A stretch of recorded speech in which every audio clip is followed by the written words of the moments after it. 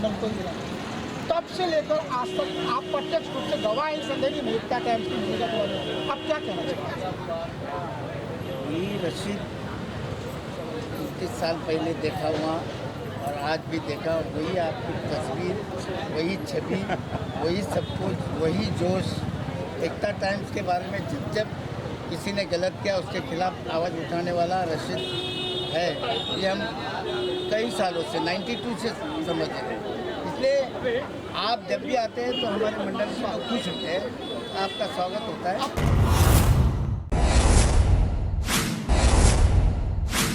नमस्कार, आप देख रहे हैं श्री एकता टाइम्स नेट न्यूज चैनल और मैं रशीद रसिक आपका स्वागत करता हूं। अंधेरी विधानसभा के उपचुनाव को लेकर विभिन्न राजनीतिक पार्टियों की सक्रियता बढ़ गई है। सभी पार्टी के कार्यकर्तागण जो है उन्होंने अपनी भूमिका को अंजाम देना शुरू कर दिया है। शिवसेना, भाजपा, कांग्रेस व मन से कई पार्टियां कोशिश में है कि किसी भी तरह अंधेरी विधानसभा के उपचुनाव में जीत प्राप्त करें, क्योंकि अंधेरी पूरे मुंबई का प्रमुख उपनगर है। यदि उपनगर में जीत होती है किसी पार्टी की तो दबदबा मुंबई में खासा स्थापित करने में वो कामयाब होते हैं। आर्थिक और सामाजिक दृष्टि से अंधेरी उपनगर महत्वपूर्ण उपनगर है। इसलिए विभिन्न राजनीतिक पार्टियों की इच्छा है कि किसी भी तरह अंधेरी ईस्ट का जो क्षेत्र है यानी अंधेरी उपनगर जो है, इसके अंदर जो विधायक के चुनाव होने वाले हैं उसमें अपने विधायक को किसी भी हाल में जिताने के इच्छुक नजर आ रहे हैं। शिवसेना की ओर से जो एमएलए थे अंधेरी विधानसभा के श्री रमेश लटके, उनका देहांत हुआ, उसके बाद से ही यह सीट खाली हुई। इसलिए अंधेरी के अंदर उपचुनाव होने की नौबत आई और उपचुनाव के मद्देनजर देखते हुए सभी राजनीतिक पार्टियों ने अपनी सक्रियता बढ़ा दी और हर पार्टी अपनी ओर अपनी जीत का दावा कर रही है। सोशल नेटवर्क पर व नुक्कड़ों पर चर्चा करते हुए विभिन्न राजनीतिक पार्टियों के कार्यकर्तागण देखे जा रहे हैं। वहीं शिवसेना के नेता सीना ठोक कर दावा कर रहे हैं कि रमेश लटके जो थे आमदार, उन्होंने अनेकों कार्य किए। अंधेरी के वे प्रसिद्ध कार्य सम्राट के रूप में प्रसिद्ध हो चुके थे। इसलिए उनकी जो धर्मपत्नी है शिवसेना की ओर से उनको उम्मीदवार बनाया गया है और इसलिए उनका जीतना बहुत ज़रूरी है। और इनको जिताने के लिए सभी शिवसैनिक लोग अपनी ओर से अपनी महत्वपूर्ण भूमिका निभाने के लिए उतावले नजर आ रहे हैं।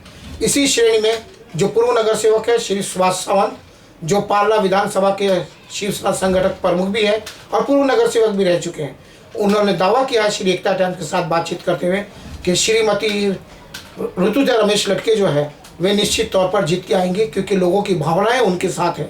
रमेश लटके ने जो कार्य अंधेरी विधानसभा में किया हुआ जनता के सामने है, उन्होंने काम करके दिलों पर राज किया है। क्योंकि शिवसेना की जो नीति है कि 80% जनसेवा और 20% राजनीति, इसी सिद्धांत को बालासाहब ठाकरे के आदेश को अपनाते हुए रमेश लटके ने अपनी भूमिका को अंजाम दिया था और उसी के कारण शिवसैनिक लोग श्रीमती ऋतुजा रमेश लटके के लिए सक्रिय भूमिका निभाने के लिए तैयार नजर आ रहे हैं। बताना चाहेंगे कि श्रीमती ऋतुजा रमेश लटके ने अपने प्रचार प्रसार की शुरुआत कर दी है और लोगों का कारवां उनके पीछे चल पड़ा है, क्योंकि लोगों के विश्वास है कि लोगों की जो भावना है वो उनके साथ जुड़ी हुई है। क्योंकि रमेश लटके ने सभी धर्म मजहब के लोगों के लिए कार्य किया है और इसीलिए उनका जीतना निश्चित है।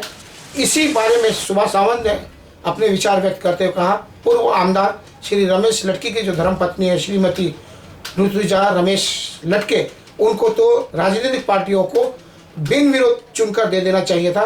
भावनाओं के कारण ऐसे करने की आवश्यकता थी, क्योंकि रमेश लटके ने काफ़ी कार्य किया है अंधेरी के विकास के लिए। उनका लक्ष्य दृष्टिकोण था कि 100% अंधेरी का विकास किया जाए और इसी दृष्टिकोण के तहत राजनीतिक पार्टियों को सोचने और समझने की आवश्यकता थी। और रमेश लटके के ध्यान के बाद सभी राजनीतिक पार्टियों को अपने अंतर आत्मा से फैसला करके निर्णय करने की आवश्यकता थी। श्रीमती ऋतुजा रमेश लटके को बिन विरोध चुनकर भेजते विधानसभा में तो अंधेरी का नाम और काम दोनों होता। लेकिन राजनीतिक पार्टियां अपने फायदे के लिए इस प्रकार की भूमिका अदा नहीं कर रही है, इसलिए चुनाव थोप दिया गया है। भाजपा, शिवसेना, कांग्रेस और सभी राजनीतिक पार्टियों ने अपनी सक्रियता बढ़ा दी है। सुभाष सावंत ने श्रीमती ऋतुजा लटके को जिताकर लाने का दावा किया है। जिस प्रकार प्रमोद सावंत ने किया था उसी प्रकार सुभाष सावंत ने भी दावा किया है कि हम शिव सैनिक शांत नहीं बैठेंगे, हम शिव सैनिक सब मिलकर उद्धव साहब ठाकरे जी के नेतृत्व में और अनिल परब के मार्गदर्शन में श्री सुभाष सावंत अपनी सक्रिय भूमिका निभाने के लिए तैयार है श्रीमती ऋतुजा रमेश लड़के को विजयी बनाने के लिए। बताना चाहेंगे कि सुभाष सावंत का जो मंडल है चकला के अंदर वो रात दिन समाज के लिए कार्य कर रहा है और अपने अध्यक्ष काल के अंदर उन्होंने हजारों गरीबों का भला करने की कोशिश अपनी ओर से की है। रसिक के साथ सुभाष सावंत ने अपने विचार व्यक्त किए हैं। ऋतुजा रमेश लड़के को लेकर उनका स्पष्ट मानना है चाहे कैसी भी स्थिति सामने आ जाए हम शिव सैनिक डरने वाले नहीं है, क्योंकि शिवसेना दिलों में राज करती है कार्य के बलबूते पर। इसलिए किसी भी हाल में हम शिव सैनिक लोग श्रीमती ऋतुजा रमेश लड़के को विजय बनाकर ला रहे हैं। बीच में जाकर उनकी प्रतिक्रियाएं जानने की कोशिश कर रहे हैं। इसी सिलसिले में एकता टाइम्स के जो संपादक रशीद सिंह ने सुभाष सावंत जो पूर्व नगर सेवक है उनसे जानना चाहा कि श्रीमती ऋतुजा लड़के जो है शिवसेना की उम्मीदवार बनाई गई है इस बारे में क्या कहना है। तो सुभाष सावंत का स्पष्ट कहना था कहना क्या वे जीत कर आ रही है। सुभाष सावंत ने श्रीमती ऋतुजा लड़के के बारे में अपने विस्तार से विचार व्यक्त किए। आइए जानने की कोशिश करते हैं कि उन्होंने क्या कहा। पेश है एक विशेष रिपोर्ट।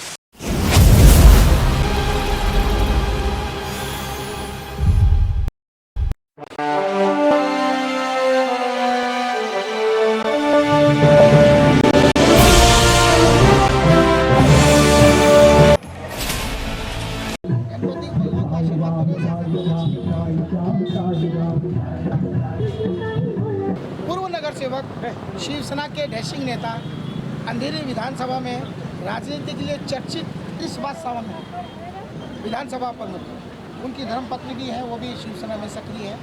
पहली बात ये आपका मंडल समाज में क्या क्या कार्य कर रहा है हम चाहते हैं कि थोड़ा आप बताएं। हम तो यहाँ सामाजिक कार्य करते आए साल भर 365 दिन हमारा चालू रहता है। हम सिर्फ गणपति में नहीं करते 365 ब्लड देना हो किसी को मदद होना एडमिशन होना एम्बुलेंस होना जो भी आम आदमी की जो रोज़मर्रा की तकलीफ़ें है उसके ऊपर हम लोग गौर करते हैं और उनको पूरा मदद करते हैं। अभी तक सब कोरोना का काल हुआ सब कुछ हुआ किसी भी ठीक नहीं है, लेकिन उसके बावजूद भी आपने बहुत व्यवस्थित रूप से गणेशोत्सव का पर्व बनाया है और दिखरा भी है। इस बारे में कोरोना काल का अगर याद करें तो सामने चित्र खड़ा रहता है उद्धव साहब ठाकरे जी का। राइट। इन्होंने कोरोना काल में इतने लोगों को समझाया सुझाया और पूरी मदद भी की। ऐसा नहीं है कि खाली सिर्फ बातें की, उन्होंने पूरे महाराष्ट्र को एक दिशा दी और कोरोना से इतना संभाला वो शायद अगर उद्धव साहब नहीं रहते और दूसरा कोई रहता तो शायद हम लोग क्या मालूम क्या हो जाता। सर उद्धव ठाकरे जी ने जो भूमिका कोरोना काल में दिखाई सभी हिंदू मुस्लिम सभी व्यक्तियों के लिए इंसानियत के लिए किया, एक नई रूपरेखा शिवसेना की उभरकर सामने वो उद्धव जी की भूमिका के कारण। लेकिन कुछ राजनीतिक स्तर के लोगों ने इसको गलत तरीके से लिया, उसको हिंदुत्व विरोधी लिया। इस रूप के बारे में आप क्या कहना चाहिए? मुझे इसलिए ये इतना बड़ा कांड भी इस महाराष्ट्र की राजनीति में हुआ। मुझे उससे कोई फर्क नहीं पड़ता। हमारी शिवसेना जो है वो बहुत सालों से आज भी यही है, कल भी यही रहेगी, परसों भी यही रहेगी। कितना नेता आए कितने नेता गए शिवसेना को फर्क नहीं पड़ा। हम शिवसैनिक है, कौन मिनिस्टर बने या और कुछ बने हमसे उसको क्या फ़र्क पड़ता है। हमको तो रोज़मर्रा के लोगों की सेवा करने का ही है, यही इसका ही नाम शिवसेना है। इसलिए क्या है, राजकारण हमारे लिए एकदम छोटी बात है। सिर्फ समाज सेवा बाला साहब ने जो हमको पढ़ाई है लिखाई है समझाई है, उस समाज सेवा को हम कभी भी भूल नहीं सकते और बाला साहब के याद को कभी नहीं भूल सकते। सर एक अंधेरी विधानसभा बम्बई का चर्चित उपनगर है। शिवसेना पार्टी के यहाँ के एमएलए थे रमेश लड़के, उनका इंतकाल आज ये उपचुनाव होने वाले हैं। इस स्थिति के बारे में आप क्या कहना चाहिए? पत्नी का डिक्लेरेशन हुआ है। हाँ शिवसेना पूरी ताकत से लड़ेगी जी, और उनको चुनेगी। इसमें कोई पूरी तरह पूरी जब आपने कह दिया तो सारी अड़चनें खत्म हो गई सर। नहीं ऐसा देखो, लटके साहब की एक छवि थी, काम करने की एक उनकी पद्धत थी, उनसे मिलने की पद्धत थी। हम राजनीति रखिए बाजू में, अब उसकी पत्नी खड़ी है तो हमारा फर्ज होता है कि उनको मैं तो कहूँगा कि कोई कैंडिडेट उनके सामने खड़ा नहीं। 2.5 साल है, क्या फ़र्क पड़ता है किसी को? क्या फिर 5 साल के बाद जिसको लड़ना है उसको लड़ने दो, लेकिन आज की तारीख में मैं कहूँगा तो उसके पत्नी को बिन विरोध चुन के देना चाहिए। सर एक लास्ट क्वेश्चन मेरा आपसे ये है, श्री एकता टाइम्स की भूमिका को इनसे बेहतर कोई नहीं जानता। आप जानते हो कि आपको अच्छे से पता है श्री एकता टाइम्स अखबार के 29 साल हो रहे और ये 28वां गणेशोत्सव पुरस्कार मिल रहा है, मतलब प्रतियोगिता सबसे पहला पुरस्कार आपके मंडल को ही मिला। तब से लेकर आज तक आप प्रत्यक्ष रूप से गवाह हैं संदेही में एकता टाइम्स की भूमिका को। आप क्या कहना चाहते हैं? ये रशीद 29 साल पहले देखा हुआ और आज भी देखा, वही आपकी तस्वीर, वही छवि, वही सब कुछ, वही जोश। एकता टाइम्स के बारे में जब जब किसी ने गलत किया उसके खिलाफ आवाज़ उठाने वाला रशीद है। ये हम कई सालों से 92 से समझ रहे हैं। इसलिए आप जब भी आते हैं तो हमारे मंडल से तो खुश होते हैं, आपका स्वागत होता है। आपको लगता है कि कहीं ना कहीं जो एकता के लिए जो शुरुआत की गई थी 92 में के बाद से कि हम सफल हुए? नहीं सफल हुए ना थे, ऐसा कौन करता है? किसको पड़ी है? आप तो करते हो, भले कुछ भी हो, लेकिन आप घूमते हो, मंडल में घूमते हो। एक मुसलमान होते हुए आप लोग मंडल में घूमते, इसको ये करते, ये सबसे बड़ी बात है। इसको दोहराया नहीं जा सकता, लेकिन ये सबसे बड़ी बात है। माजिद भाई आप आए, आप लोग आते हैं ना मंडप में आते, नहीं तो कहीं के लोग बाहर से ही निकल जाते हैं, लेकिन आप आते हैं, प्रसाद खाते हैं, सब कुछ करते हैं।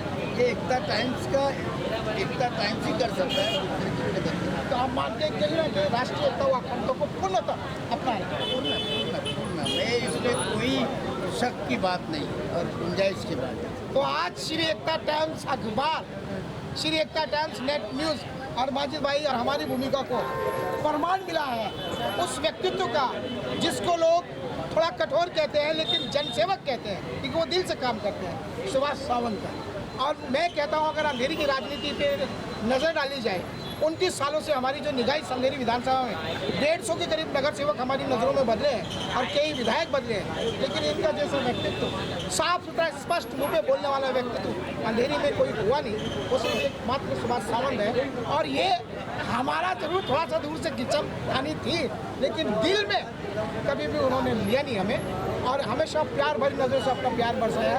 और आज जो खुल के इतने सालों के बाद खुल के जो इन्होंने सच्चाई को बयान किया, मैं गदगद हुआ। और साथ में माजिद भाई आपका शुक्रिया, बहुत बहुत। तो सुभाष सावंत से हम लोग मिल रहे थे। Thank you.